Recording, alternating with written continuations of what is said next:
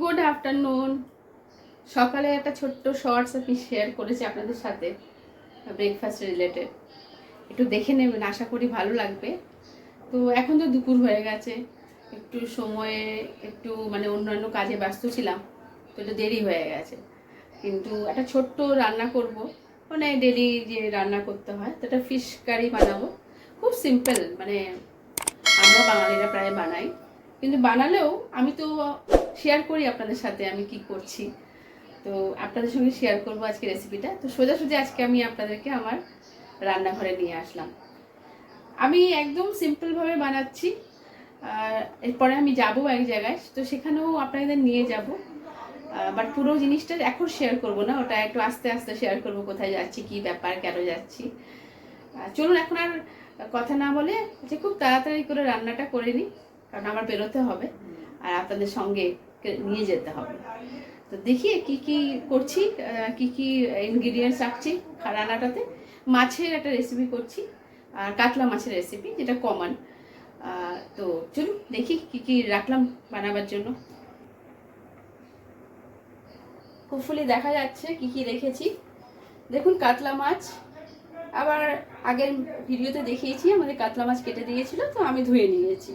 বারবার এই কথাটা বলি কারণ প্রথম হয়তো আপনাদের মধ্যে অনেকেই প্রথমবার আমার ভিডিওটা দেখছেন। তো এখানে আমরা মাছ কেটে পাই, এতগুলো মাছ করব না, বাট এগুলো সব নিয়ে রেখেছি আপনাদের দেখাবার জন্য।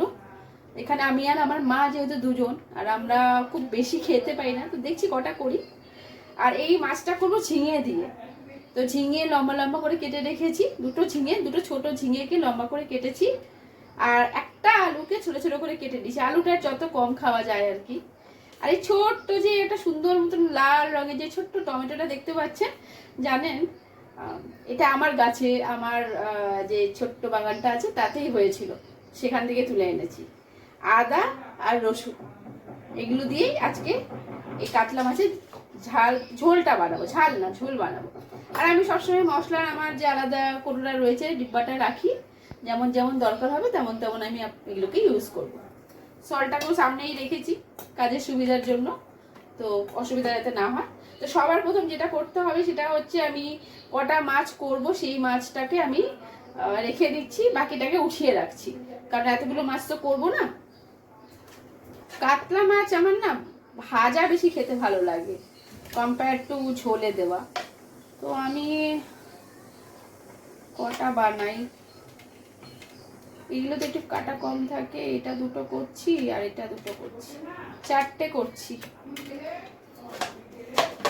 ম্যারিনেট করে নিতে হবে, সো দ্যাট এর মধ্যে যে লবণটা দেবো, সল্টটা দেবো, ওটা যাতে ভেতর পর্যন্ত ঢুকে যায়, যাতে রান্নার পরে মাছের ভেতরটাতেও সল্টই লাগে। আর সল্টটাও দিয়ে দিই,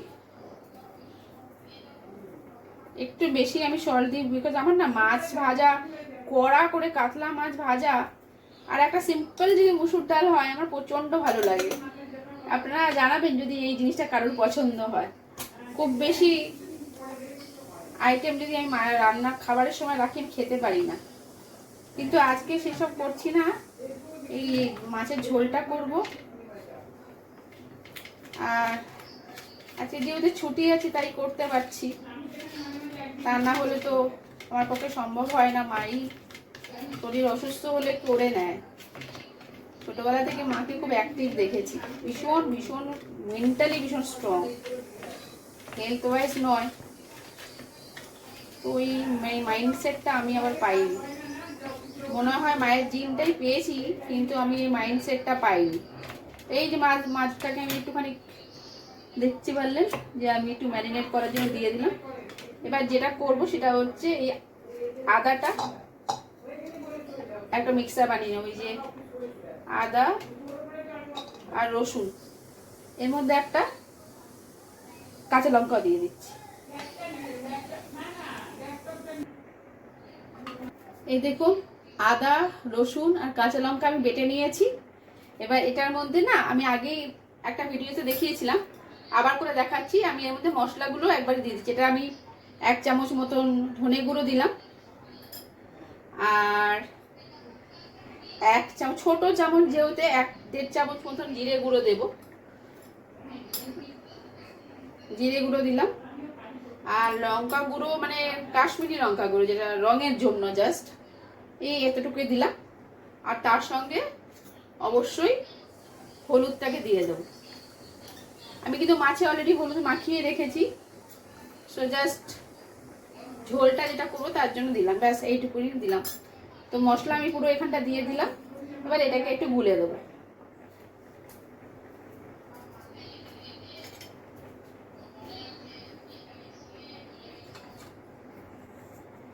এটা আমি আবার বলি, সবসময় বলছি, আবার বলছি, আলাদা আলাদা করে করে করে দিয়েও আমি কি করতে পারেন, অনেকেই করে। আমি একবারে দিয়ে দিই মশলাটাকে। তাহলে আমার মশলাটা পুরো রেডি হয়ে গেল, এই দেখুন পেস্টটা। এবার পরে কাজটা যেটা সব থেকে ইম্পর্টেন্ট, আমি মাছটাকে ভেজে নেব। কারণ মাছটা ভালো করে ভাজা হয়ে গেলে মোটামুটি কাজের 70% হয়ে যাবে। চলুন মাছটাকে ভেজে নিই। কড়াইটা বসিয়ে দিয়েছি। এবার সর্ষের তেল ছাড়া তো মাছ আমি করি না, তো একটু সর্ষের তেল দিয়ে দেবো। এখন এই মাছটাকে ভাজবো, তার জন্য পর্যাপ্ত সর্ষের তেল দিয়ে দিলাম। এই কাতলা মাছ জানেন, যেমন ঝিঙা দিয়ে আমি এখন করছি, ফুলকপি দিয়ে করা যেতে পারে, শুধু পেঁয়াজ দিয়ে করা যেতে পারে। আর কাতলা কালিয়া তো খুবই কমন, বাঙালি বাড়িতে কাতলা কালিয়া তো খুবই হয়। তো সেটা আমি এখনো বানাইনি, আমি যদি বানাই শেয়ার করব। তো আজকে একদম সিম্পল একটা রান্না করছি, সেটা একটু আপনাদের সঙ্গে শেয়ার করে নিচ্ছি।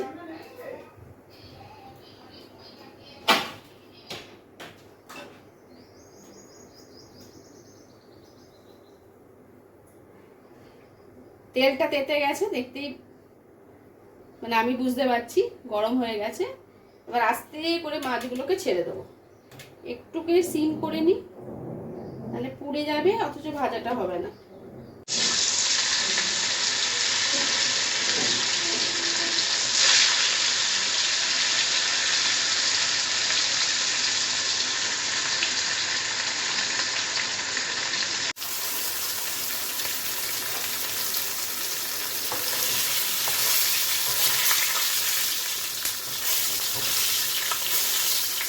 হালকা আঁচে করতে হবে, মানে ভাজাটা ভালো হবে না।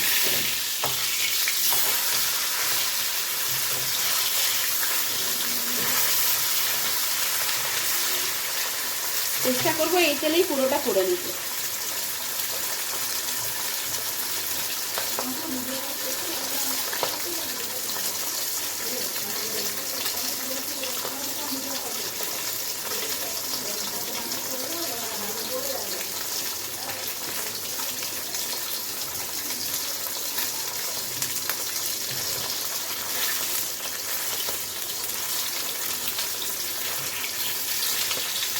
আমি কাতলা মাছ একটু কড়া ভাজাই পছন্দ করি।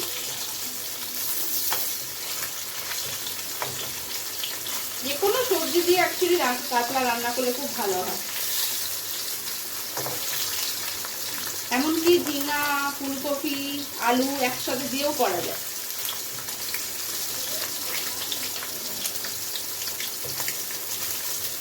এখন কটা দিন রান্নারই মানে শেয়ার করছি আপনাদের সঙ্গে, ভাগ করে নিচ্ছি আমার রান্নাঘরটা।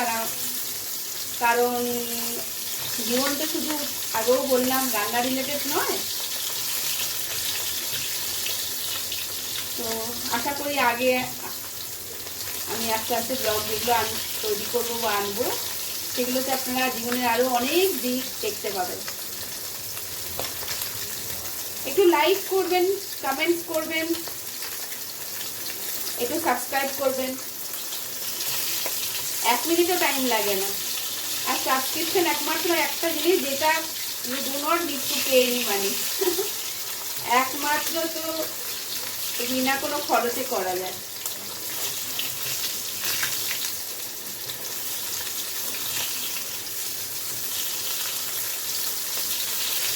মোটামুটি মাছটা ভেজে নিচ্ছি, নিয়ে পরের স্টেপটা করছি। অফ দ্য ক্যামেরা মাছটা পুরো ভেজে নিয়ে বাকি দুটো তারপরে আপনাদের সঙ্গে পুরো রান্নাটা শেয়ার করছি। মাছ ভাজা হয়ে গেছে দেখেন।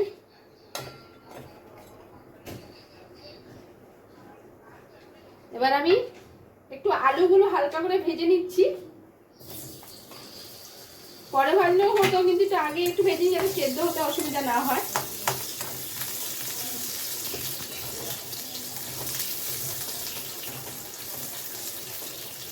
তাহলে রান্নাটা একটু তাড়াতাড়ি হবে। এমনিতে এই রান্নায় বেশি সময় লাগে না জানেন। তো আলুটাকে ভেজে নিচ্ছি একটু, তারপরে মাছ তো ভাজা হয়েই গেছে।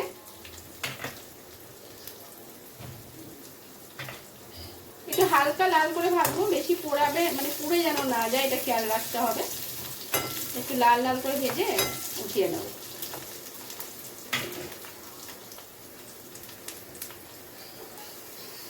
দেখুন মাছ লাল লাল করে আলুগুলো ভাজা হয়ে গেছে। অফ দ্য ক্যামেরা আমি ভেজে নিলাম। এবার এই আলুগুলোকে উঠিয়ে রাখছি।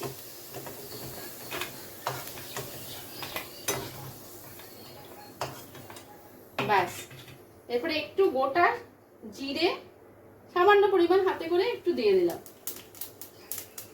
দিয়ে যে মশলাটা আমি রেডি করে রেখেছিলাম পেস্টটা, সেটা একটু সিম করে নেব, নিয়ে এটাকেও দিয়ে দেব।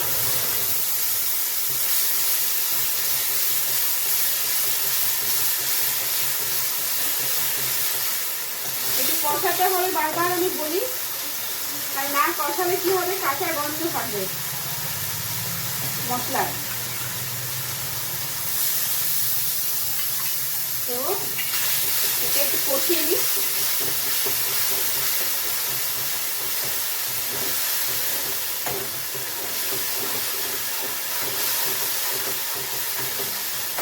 এটা কষাতে কষাতে আমি এর সঙ্গে ছোট্ট যে আমার বাড়ির ছোট্ট লাল টমেটো কেটে রেখেছিলাম ওটাকেও দিয়ে দিলাম।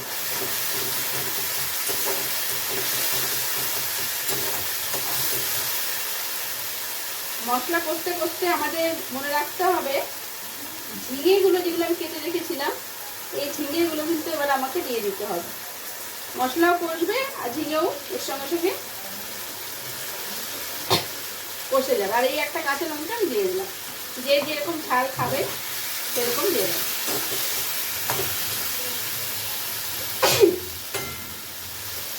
ঝিঙে তো জানেনি খুব তাড়াতাড়ি গলে যায়, তার জন্য সবার লাস্টে আমি ঝিঙেটা দিলাম। অল্প অল্প করে জল দিয়ে দিয়ে এটাকে একটু কষিয়ে নেব।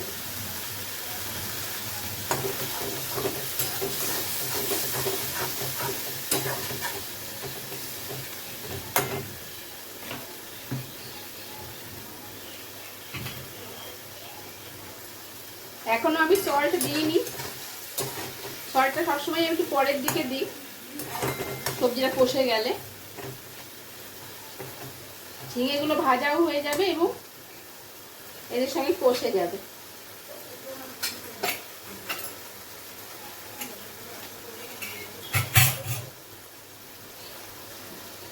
যে তেলটা দিয়েছিলাম সেই তেলটাতেই কিন্তু করছি, আমি তো আর এক্সট্রা কোনো তেল দিইনি। মশলার কোটোর কাজ শেষ, তাই এটা বসিয়ে রাখলাম।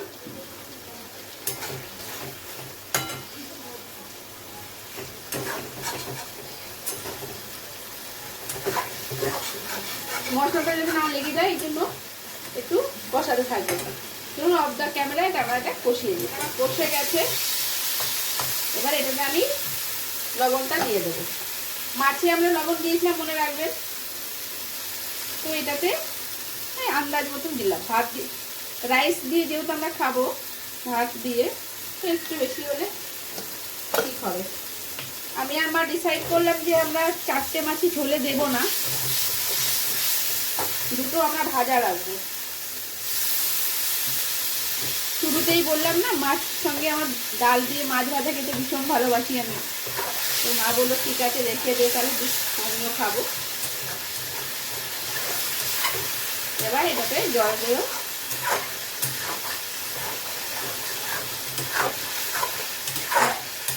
সবসময় রান্নার সময় একটুখানি সবজিটা কষিয়ে নিতে হয়। কেউ কেউ রান্না করে শুধু খেতে হবে বলে, আমি আবার রান্না করি খেতে তো হবে ঠিকই, তার জন্যই রান্না। কিন্তু রান্নাটা যদি একটু ভালো মতো না হয় খেতেও ইচ্ছে করে না।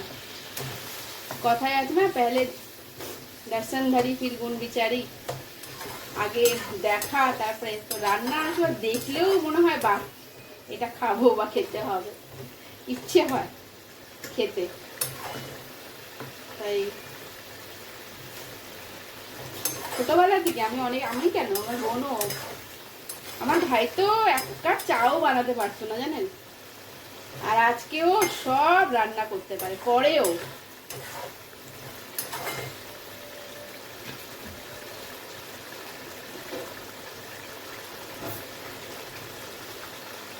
বাবা খুব ভালো রান্না করতো, আগেও বলেছি। পূর্বপুরুষরা বানাতো, কিছুটা রক্ত রয়ে গেছে রান্না করা একটা। আর কত চ্যানেল আছে না শুধু রান্নার উপর, কুকিং এর উপর। মাঝে মাঝে মনে হয় আমিও করি, কিন্তু ভাবি না, let it be related to life. একটু ঢাকা দিয়ে দিচ্ছি মশলা বাটা থালাটা দিয়ে, ততক্ষণ হোক, শেষ হলে হয়ে গেলে আমি আপনাদের সঙ্গে শেয়ার করছি। ঝিঙে আলু দিয়ে কাতলা মাছ একদম রেডি। উপরে একটু গার্নিশ করার জন্য আমি একটু ধনেপাতা দিয়ে দিলাম।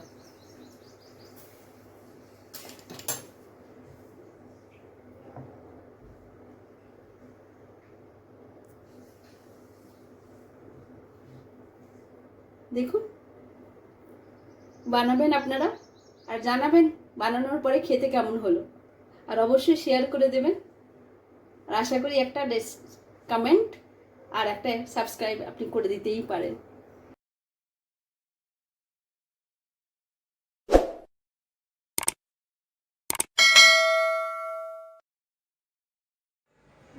বলেছিলাম যে একটা জায়গায় যাবার আছে, তো এসেছি সেখানে। এটা কোথায় এসেছি, কি ব্যাপার, এই বৃত্তান্ত আমি ভবিষ্যতে দেব আপনাদেরকে। তো একটা কাজে এসেছি এখানে, এই কাজটা হয়ে যাক, তারপরে আমি এখান থেকে চলে যাব। আমি ঘর থেকে বেরোবার আগে আপনাদের সঙ্গে শ্যুটটা করতে পারিনি, আপনাদের দাঁড়ান এক সেকেন্ড দেখ। একটা কাজে এসেছি, কাজটা হয়ে গেলে তারপরে আবার চলে যাব।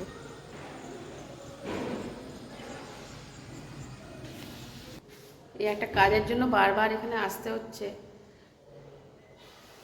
কাজটা কবে কি হবে বুঝতে পারছি না, দেখা যাক।